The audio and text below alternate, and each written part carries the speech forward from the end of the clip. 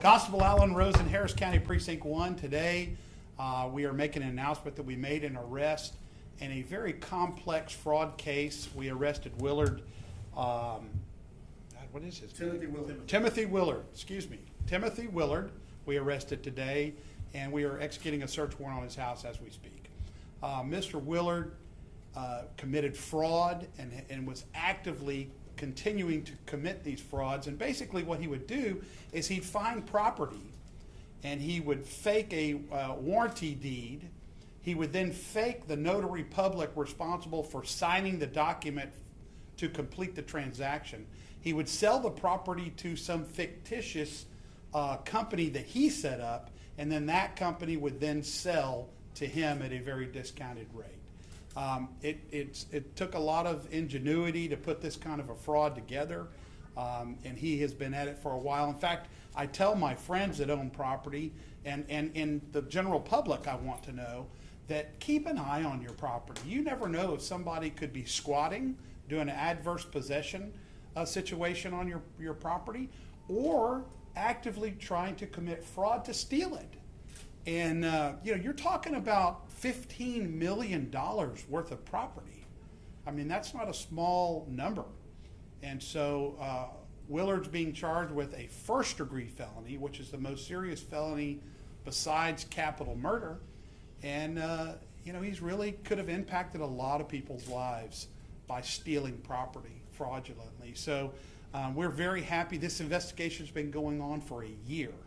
And I can't thank my investigators enough. They did an incredible job of making sure that we documented all the facts and really targeted and focused on this case because it's very documents intensive and it takes a while to kind of put a complex case together like this. So hats off to the investigators that did this work here. I am so impressed by your work.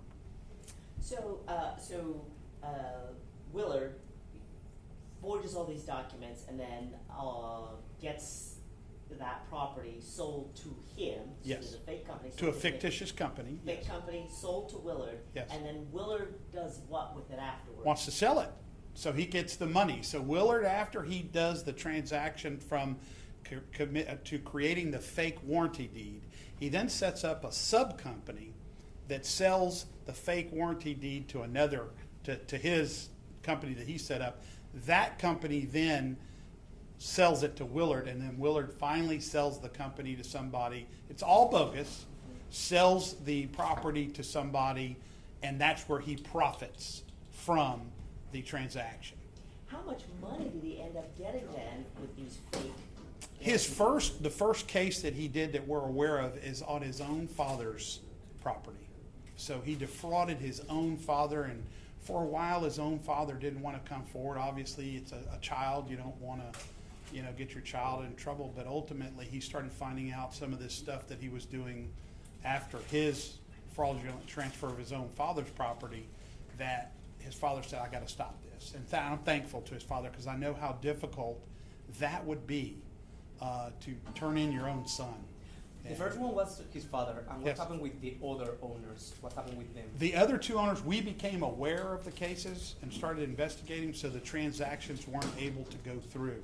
I am told that he did get a little money off of one of them because the transaction almost happened. And so I think he got a couple $100,000. I don't know the exact figure, so I don't want to put a figure on it, but he got a little money off of one of them. But at the end of the day, stealing from your own family is as about unconscionable as you can get. As far as you know right now, do you know if Willard acted on his own, or are there more? Well, as it stands right now, we only know that he's working on his own. And I'm so glad that we got him in custody because these things, it just takes somebody not paying attention long enough for a transaction to actually happen successfully. So how much did he get? How much did the buyer pay for his dad's property, the one on Ray? I think it was $300,000. It was $300,000 he profited. Is that right? It was a little over 100,000. A little over 100,000. Okay. I'm sorry. I Okay. stand So corrected. he basically stole $100K in the Bray Acres. Yes. And how much money on either the West Lane or the Inverness? Those could have been sold. That were stopped to the tune of $15 million. because you're talking about high-end real estate in the River Oaks area. So both of those properties were located in the River Oaks area. And, you know, that's the purpose of having this press conference, is also to find out if there's anybody else that may look into their property. It's mostly property that it's just raw land, doesn't necessarily have a house on it. And so, you know, it's a good time to check your deeds, check to make sure that nobody's attempted to steal this. We have had other cases contact us, and we're trying to see if this was involved Willard too.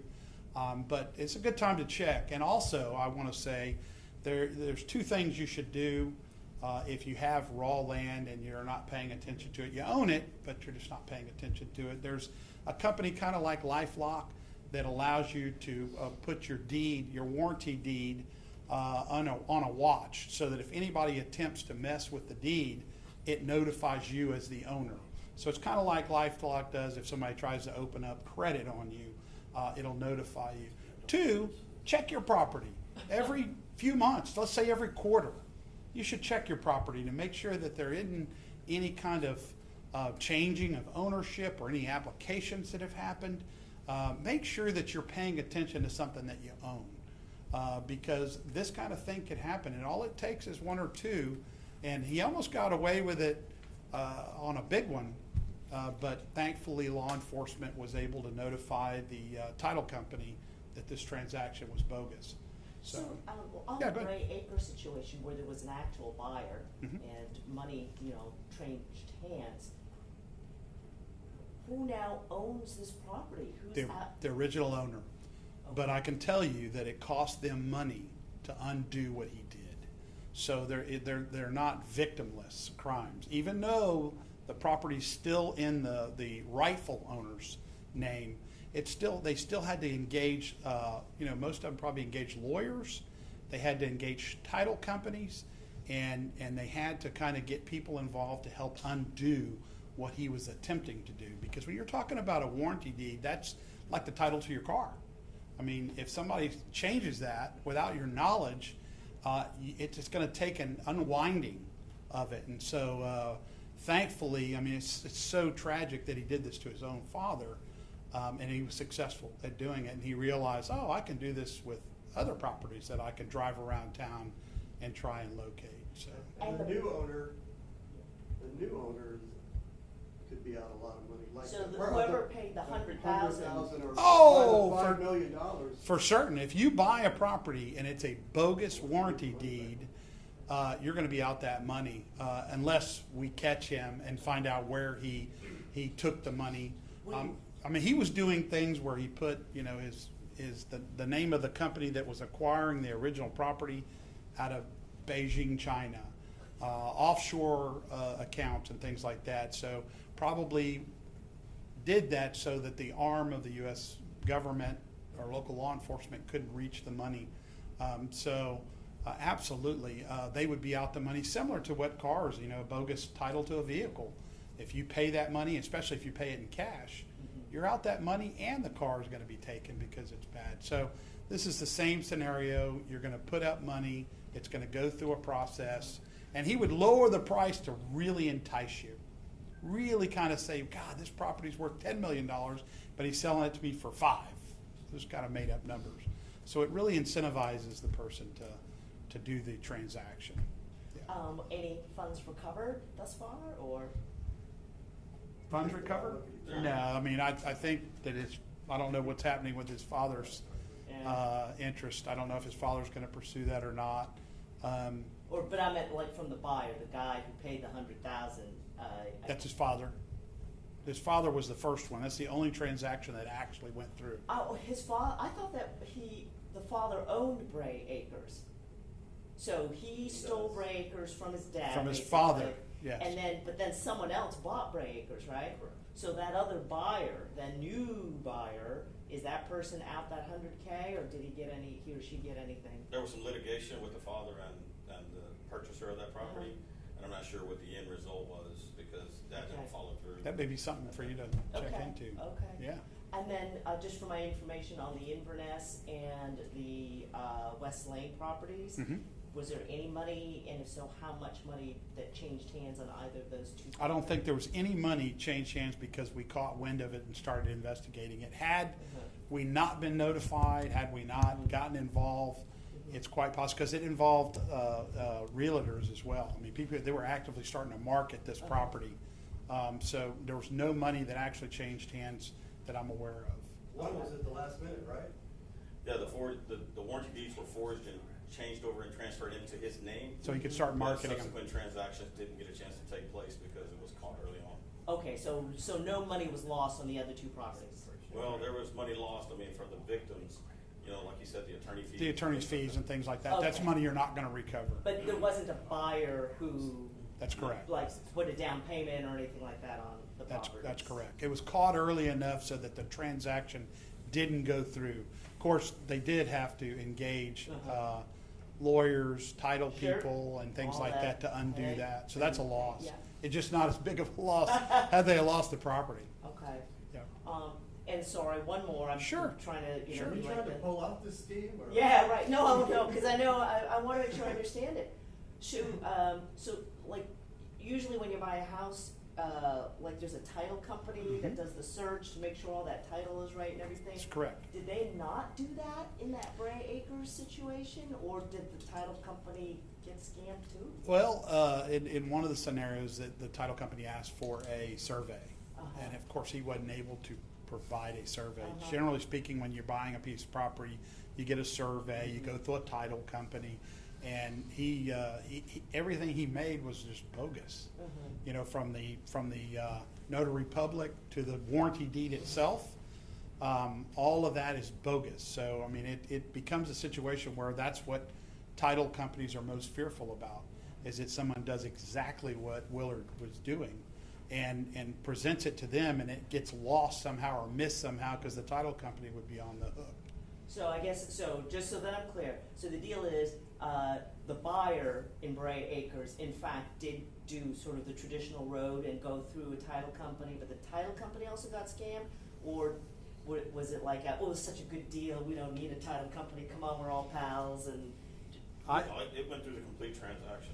Okay, So it we went do to a know title which one. company, So even the yeah. title company got scammed. And I know people in the title company, and they tell me that things like this are presented, and that's the risk that they're going through. I mean, they have basically a library that tries to print that people will do these kinds of scams to get the title company to transfer title, and then the buyer would only their only recourse would be the title company verifying that the data was good and certifying it, and then the title company would be on the hook, Right, yeah. which means the title company would be scammed as well. Yeah. So there would be two. In this particular case, he really, I mean, you're talking about a lot of property that could have changed hands, but for the great work that these investigators did to prevent it from happening. And these were all lots, no homes, these were all clear? These are all lots. Is that right? Yeah. Okay, clear lots. Yeah. So title insurance, I have that on my house. Yep. That would help. But title insurance goes from the title company. To buy the extra policy that you pay yearly, like LifeLock, I hate using LifeLock because I'm not endorsing Yeah, LifeLock, no, but I'm saying that there's commercial services that are out there that will watch your property to ensure that nobody places a false lien or some type of illegal transaction on your deed, your warranty deed. That's what I'm telling people that they should do, especially if the property is worth millions of dollars. You have a real vested interest of ensuring that doesn't happen. So if it's worth 10 million and they say, I got a deal for you at 5, you should be suspicious. Yeah, you should be really questioning that. I mean, when we first started this case, you know, it was hard because he never went to these lots like you would. I'm going to buy a lot. I'm going to meet my realtor at the lot, and I'm going to look at the lot and say, God, is this what I want to buy? This guy was really slick. He really was. So I'm really happy that this case took a year to put it together. And I'm really, really pleased that we've got him off the street and that he's going to be held accountable for this. And how did you get tipped to the first case? Did the father There was, I believe we got tipped from a title company that said something to us, and then we just started looking into it. And you know, this is not like a traditional investigation. I mean, it's a really complex case because you're dealing with, property, you're dealing with warranty deeds, you're dealing with a lot of different things. That's what's so unique about it. I mean, I don't think y'all probably covered a case like this, maybe not ever. So it's a new phenomenon that's going on. It's a new scam. And, we wanted to take a leadership role in solving the crime and holding somebody accountable. Sorry for all the questions. No, not at all. I've Let's never- get it right. You're right, I've never covered one of these. I Yep. just want to make sure I understood I'm and learning. trying to understand. Yep. So you must be really smart. And really patient. Thank you guys for Thank covering. you. It's Thank you. important to let people know this. Yeah. It really is. You're probably not the only one out there doing it. Probably not. And after this, Yeah. they'll probably start doing it a little more. Lord Almighty. I can tell Well, you, the thing, the elderly, Yeah. Oh, I want to say one last thing. elderly. One last thing. It's important. Y'all tell me when you're ready. We're good. If there's anybody that looks up their property that finds that somebody is trying to steal it or somebody's trying to do something that's, that's suspicious, contact our office because it may be directly relatable to Willard because, this is what he was doing. So he was actively doing this. So, please contact our office at 713-755-5200. 713-755-5200, and we'll be happy to get your information and look into it. Pat, what were you saying about the elderly? When you have a lot of elderly, that have paid their house off through the years, Yeah. and then unfortunately get put in retirement communities or have to move in with their family, a lot of those houses will sit vacant for some time. It's very true. While the family's trying to decide what they're gonna do with that house. And since the house is vacant, then you have Okay. these people just Yeah. crazy walking in. Yep. Okay. And we've had people adverse possess a house that way, by the way, where they actually break into the house and start living there. Yeah. Then they just claim. Well, the one case we had, not to get into it, but the one case we had, the person died and they kept all their power, electricity, water, everything on a They never turned it off. charge card, auto pay, and somebody broke in. And because the person was deceased and their estate had not been adjudicated, we didn't have a complainant to be the complainant for us to take a law enforcement action. So these things can get weird. They really can. Very unique case. It was several years ago, but yeah. And that person who just squats, can they say, So- it's mine? Yes, that's what they try to do. Well, adverse possession, it takes certain elements. 20 years, you got to pay the tax, you got to maintain it, you got to do all that. But they live there for free, and there wasn't a whole lot we could do until the executor got adjudicated, and we got a court involved, which got us involved. So, yeah. Yowzer. Yep. Okay. All right, thank you. Thank you. Thanks, Appreciate